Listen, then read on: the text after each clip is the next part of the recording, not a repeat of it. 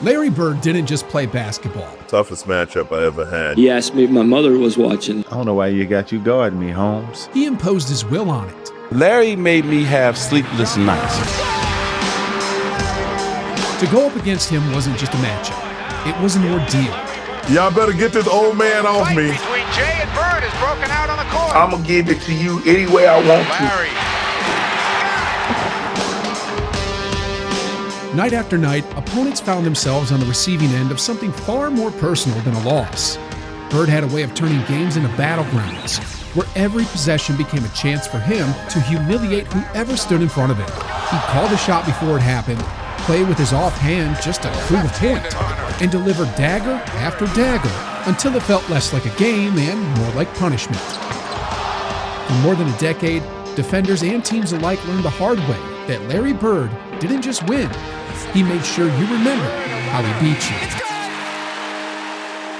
And no one remembers Bird's competitive fire quite like Patrick Ewing. You know, he always talked trash. I remember he talked trash against us, talked trash with against everyone else. But you know, the difference is he could back it up. He could back it up. You know, I remember growing up in Boston, people all used to always talking about that he can't jump, he can't do this, he can't do that. And, you know, a lot of my friends was like that. So, I got to the league. I called all my friends back up. I said, you know, all that trash that you were talking, you need to squash all that. This man is great.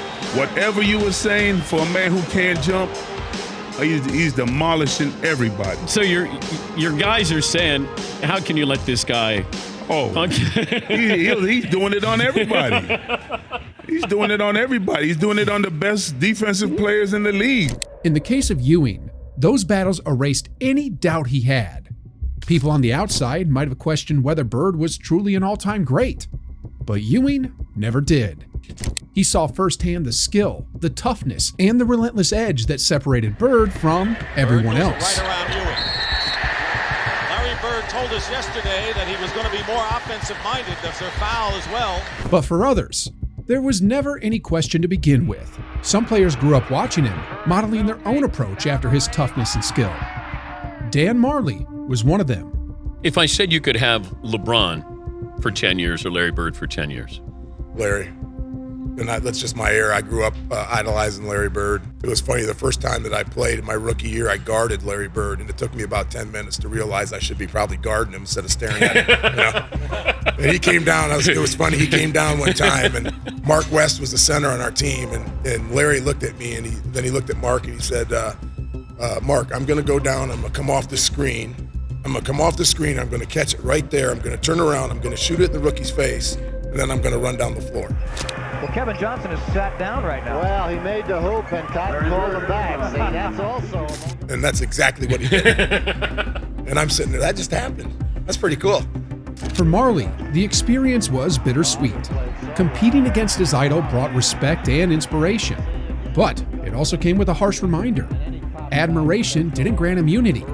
Bird treated him the same way as everyone else. If Bird's victims often came during games, Robert Parrish knew the damage usually started long before the opening tip. As his teammate, Parrish had the best seat in the house to watch Bird dismantle his opponents mentally. He could be red hot or ice cold. He never stopped talking trash. Ever. Ever. Their main man was Tom Chambers. And Chambers was guarding Larry. And so in the jump ball circle, Larry walked through myself and Chambers, and then came back and told Chambers, I know you guarding me, and I want you to know something. There's only one man that can guard me, and that's God. Now think about that for a second. Think about the confidence and the arrogance it takes to make that statement. Bird owned opponents before they even touched the ball, leaving them second-guessing themselves by tip-off. Rick Mahorn prided himself on toughness and intimidation, but Bird was one of the few who refused to flinch against him. Mahorn will try to catch him, and he does, and hits him hard. And Larry Bird I beat him up because here's the thing. Before I beat him up, man, Brad, I remember when I switched out on him and he yelled out, hey, Mahorn, you on me? And I hate when somebody call me Mayhorn. That looking at me with that old shiftless shit grin. And Bird went like, you on me? Clear. I said, all right, okay. I said, I'm going to get you. And that right there made me going like, yeah, I finally got him. Bird, eyeball to eyeball with Mahorn, goes baseline, nobody home, Rodman the block, out of bounds, who's got it? Detroit ball with 5 seconds to go. I remember you running down the sideline, punching your fist because you guys had made the steal and you thought it was over. No, what happened was I was running down the sideline shaking my arm like because I caused the turnover. Yes. It was like, yeah, we got him. Meanwhile, Isaiah Thomas faced something even more unforgettable. Bird pulled off what Thomas would later call the most spectacular play ever made against him. This is probably one of the most incredible plays that's ever happened against me and that probably I've ever witnessed. I'll never forget, everything just started, it went in slow motion. Two people being in sync and Bird just playing every second. And that's what the Celtics taught us, to play every second, not to play 47 and a half minutes, but to play a full 48. So I grabbed the ball from the referee, Lambier's good foul shooter. I never had taken the ball out. That wasn't my thing. I throw it up. Bird sneaks in. I didn't even see him. But the thing I remember the most is that joker. This is the out of bounds line. That joker caught the ball, and in my mind, I'm like, okay, he going out of bounds. That dude did this, like a ballerina, right? And if you go back and you watch the play, that dude is on his toes. The baseline is right up under his toes. And in my mind, he must have stood there for about 5 seconds because everything was going in slow motion in my mind, right? And it's like, I'm like, and then it's a strange moment. I'm like, damn, how you doing that? No, it is, here's a disparity in the call. They're gonna give the ball to Detroit. Bird steals it. Johnson, layup, Boston, 1 second left. Detroit timeout. 1 second left. Bird steals it and gets it to Johnson at the buzzer. 1 second remaining. Oh my, what a mistake by Detroit. They should have called timeout and took the ball at half court. They threw a floating pass into Lambeer. Bird steals it. And then DJ, out of nowhere, right? Right. They are so in tune, they are so in sync. He catches Bird hits him, he catches the basketball, lay it up. Now there's a steal by Bird. Underneath the DJ, lays it in. Right at 1 second left. What a play by Bird. And as I'm walking to the huddle, this is what I see. I'm walking to the huddle, stand up, Charles, and I see DJ do this. I mean, it wasn't no high five. It wasn't Isaiah dance. It was like it was a love thing, like they hugged and embraced. And I'm walking to the huddle, and they were our mentors. We studied them. They taught us everything, and they were great teachers. Not only were they great teachers, right, but they also, after they beat you, then they would school you. What stayed with Isaiah Thomas was how Bird consistently delivered when the stage was brightest. That was a great play, but what we learned from that. Call timeout. And advance it. Call timeout in 48 minutes. After that, it's always 48 minutes. You start hearing us 48 minutes every play. Now, Gary Payton was a master of trash talk, a player who prided himself on breaking opponents mentally.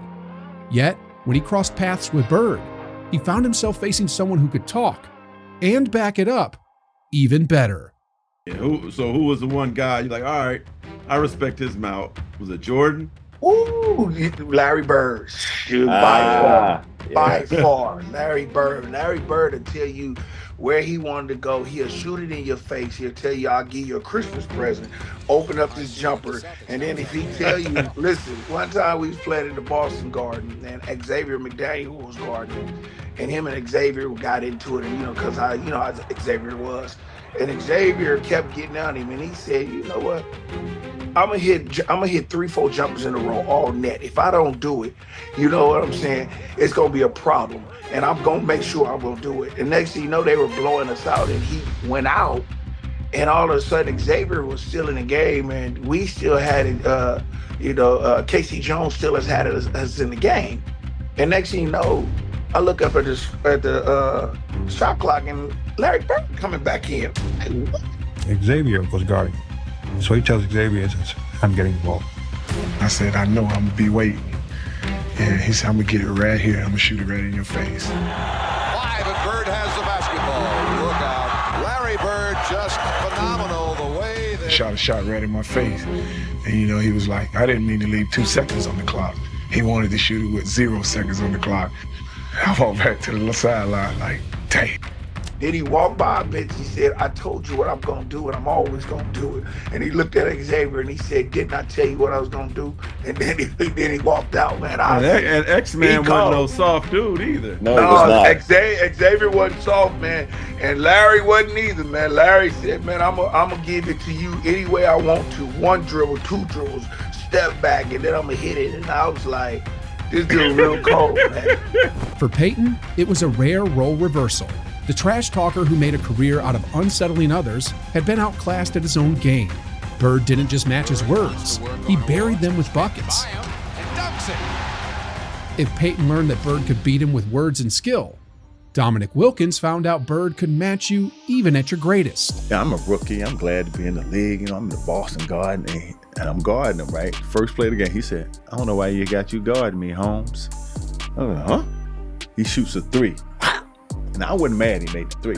I said, but this some bitch called me Holmes. And so the next play, I'm pissed. So he comes out, he shifts to his right, and I jump. I said, got him. I'm pumping it by my hand, and I banged it on him, right? And he on the ground, he fouled me, and I'm pointing. Then he said, hey, Rook. I'm like, what? He said, I like you. You got balls. He said, I'm still getting 30 on your ass tonight. He got about 37. Yeah. But I wasn't mad because I'm paying my dues. That's Larry. Yeah.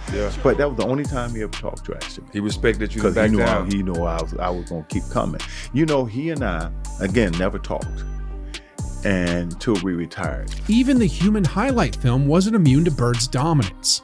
Time and again, Bird humbled him, proving that even the greatest talents had to bow to Larry Legend, a player Wilkins came to admire even as he became another of his victims.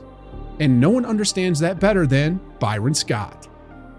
Larry Bird, to me, it was so much fun playing against him because he talked so much shit. Well, what he hit you? What's something simple he hit you with? He hit you with you jump high, but you don't jump that high. You can't get this. He hit you with, listen, guys, don't worry about the play. I'm gonna go right over here, catch it, and shoot it in y'all face. Ain't a damn thing y'all can do about it. And he did it. Ooh. So I remember the 30 for 30 we was talking about. The rivalry between the Lakers and Celtics. Right. And I remember talking about, he talked a whole lot of shit, but I guess it ain't shit talking if you backing it up. Yeah, I'm just talking. He was backing it up. Right, right. And that was one of the greatest things I loved about him, and the fact that the story goes that when he played against Denver, they had a guy named John Hansley. You remember John Hansley? No, I don't 6'7", Notre Dame guy, white guy, really good defender, right? Okay. They put him on Larry, and Larry was wearing his ass out. Absolutely. And Larry would run by the bench and tell Doug Moe, who was the coach, get him off me. That's disrespectful. That's disrespectful. Yeah. And it's like, what's disrespectful? Yeah. He says, disrespectful for y'all to put a white guy on me. Yeah. Put a black guy on me. Put a black guy on me. That's why he gives Coop so much. He still says to this day, Coop is the best defender he's ever played against. Bird's confidence was unshakable, his movements precise, and his presence overwhelming. Larry weaving his way. Byron Scott showed us Bird through the lens of the Lakers' rivalry, but Charles Barkley and Danny Ainge saw another side, like the night Bird and Dr. J went at it on the hardwood. Larry Bird was a great. Go back to Philly.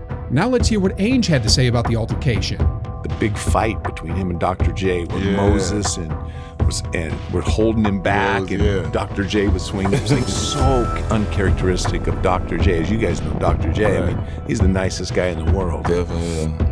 But Larry had scored like 35 on him like halfway through the third quarter and was just jogging back down the court and said, "Man, you need to retire." And it was just like Dr. J lost his mind, and that's where that story had started. Broken out on the court. And Moses Malone takes Bird down. He's got him in a headlock. An important ball game like this, and Bird still wants a piece of Jay. Barkley and Ainge revealed the raw edge of Larry Bird. That kind of trash talk by Bird cut deeper than punches. And when it came to matchups, for Bernard King, nothing tested him more than guarding Larry Bird. Well, Bird, I couldn't defend Bird at all. Obviously we're matched up. You're guarding me, and then I got to find Birds on the floor to switch over and defend him. And Bird was the toughest player I've ever had to face. The guy is 6'10", I'm 6'7". He can pass over the top of me, put the ball on the floor. He's a great rebounder and obviously a great scorer. And so Bird, for me, was the toughest matchup I ever had during the course of my career. Guarding Larry Bird was the ultimate test for King. Bird's combination of intelligence, anticipation, and relentless competitiveness made him the toughest challenge King ever faced. A reminder that even the greatest scorers could be humbled by Bird.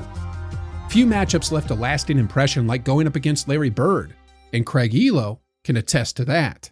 The one I really hated to guard was Larry Bird. He was not a nice guy. Matter of fact, there was one game in Cleveland where he was having a pretty rough first half, and in the old days in Cleveland, you walked off the court the same way at halftime, and I kind of puffed up on him and walked beside him and was like, "Yeah, you're 1 for 10."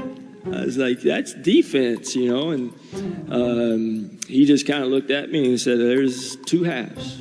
And he came back out and hit about 10 in a row on me, and the last one was left-handed, and he asked me if my mother was watching because he wanted to embarrass me. So Craig Elo walked away from those battles knowing Larry Bird was unlike anyone else.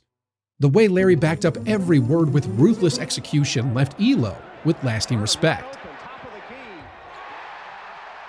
Facing Larry Bird wasn't just another game. It kept Magic Johnson up at night.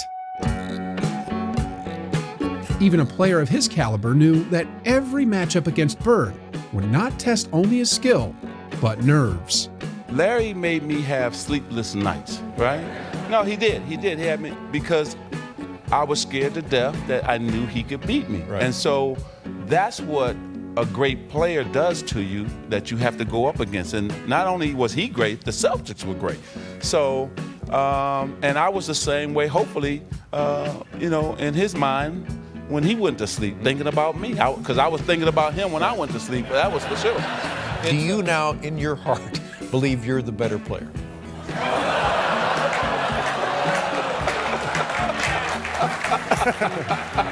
Actually, I've always said that Magic's just a great basketball player. He's the best I've ever seen, I go by success, and he's won more championships, so I give him the nod. Oh.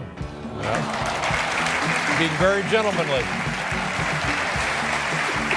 Now, Magic, same question to you. Is Larry the better player? I've always said that Larry was the better player. Really? Because he could do more, shoot from the outside, all those type of things. The greatest basketball player ever, but more important, a friend forever. Magic Johnson and Larry Bird didn't just face each other on the court. They defined an era. Their rivalry pushed both to new heights, blending brilliance, competition, and showmanship. Even Magic, with all his talent, felt the weight of Bird's dominance, walking away with respect for a rival whose impact went far beyond any single game. As one of the league's most athletic wings, Drexler expected to set the tone. But Bird's mix of skill and confidence quickly reminded him that athleticism alone wasn't enough. I was guarding in my rookie year. He looked at me and he goes, "You can't stop me." And I looked at him and I said, "Gosh, boy, you're so confident." He goes, "Confident? You're a rookie. You don't know anything. He proceeded to score like 10 straight points off. Coach took me out the game. He walks by and he's laughing at me. As a rookie, Clyde Drexler saw firsthand how Bird always backed up every word.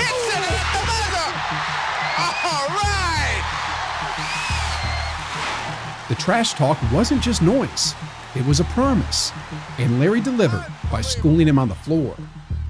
That lesson stayed with Drexler, a reminder that Bird's confidence was always matched by execution. For Jamal Mashburn, Bird's trash talk wasn't confined to the court.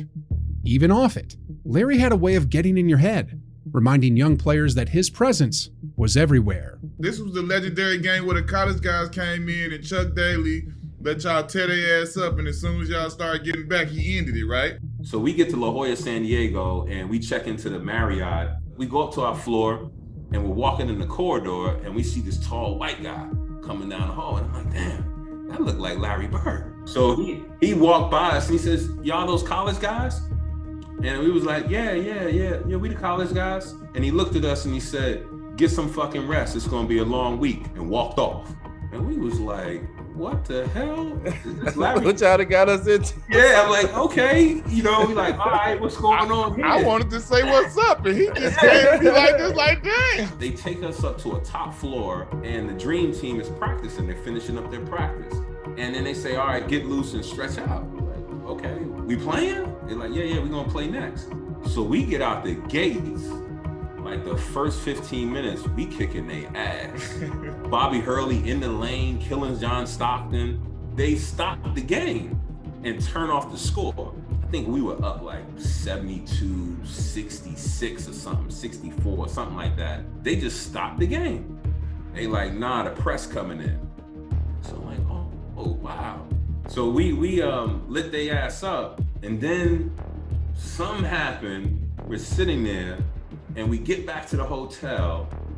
Rodney Rogers says something to, it's a group of them. It's Larry Bird, Magic Johnson, and everybody's shooting the shit. And Rodney Rogers said, hey Larry, you ain't hit a jumper since '84. Magic heard that shit. And we ain't think nothing of it. The next day we came in, I never seen this, and this one I was like, this is a different breed. Magic Johnson fed Larry Bird the ball probably about 8 times in a row down court. Larry Bird got the ball on Rodney Rogers, and every time he was about to make a move, he told him what he was going to do. One dribble, pull up, going left, off glass. One dribble, going right, spin, shot, bucket. He scored 9 times or 8 times in a row, left the court to go lay down because he couldn't sit on a bench. He had to lay down because of his back. And said, young fella, look like 84, huh? Last time he made Brad Doherty learned quickly that Bird's trash talk was as sharp as his game. Even from deep, Larry would call a shot, deliver on it, and leave no doubt that he controlled the matchup.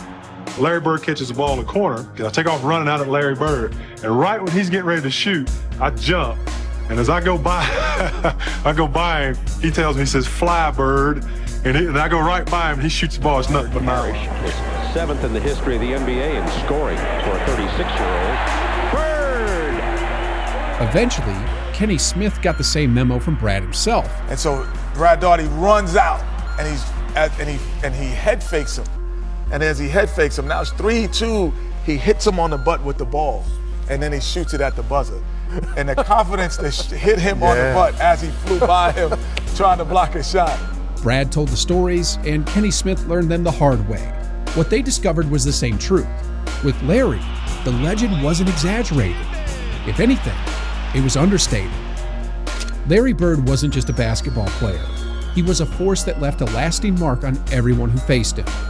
From rookies to Hall of Famers, guards to big men, no one could escape his skill, intelligence, and relentless competitiveness.